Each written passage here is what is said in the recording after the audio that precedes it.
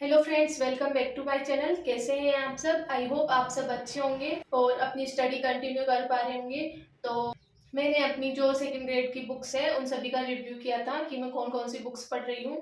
तो मैंने उसमें शिक्षण विधि की बात नहीं की थी, तो मुझे बहुत से कमेंट्स आए थे कि मैं शिक्षण विधि किस बुक से पढ़ रही हूँ। तो मैं आज आपको बताऊंगी कि मैं शिक्षण विधियाँ कहाँ से पढ़ रही हूँ और आप किस बुक से पढ़ सकते हो और कौन सी बुक्स बेस्ट है। तो चलिए शुरू करते हैं। जो हमारे सेकंड ग्रेड में खंड थर्ड है वो है हिंदी शिक्षण एवं शिक्षण विधियाँ। तो जो इसमें क्वेश्चन आते हैं, तो इसमें 20 के समथिंग क्वेश्चन आते हैं।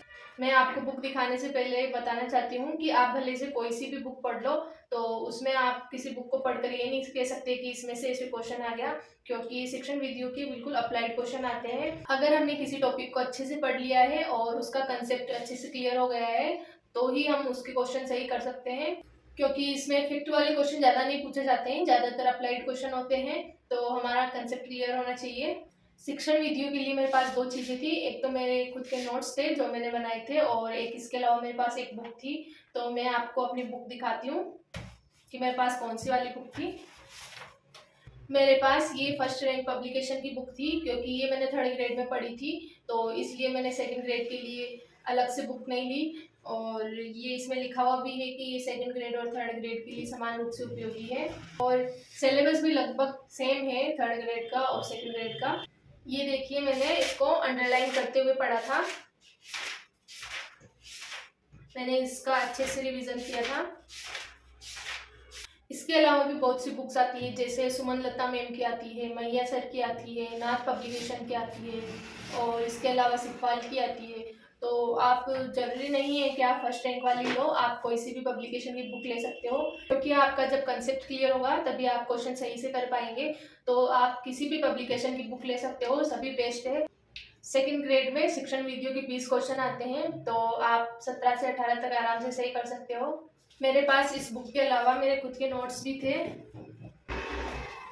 ये मेरे शिक्षण विधियों के खुद के नोट्स बने हुए थे।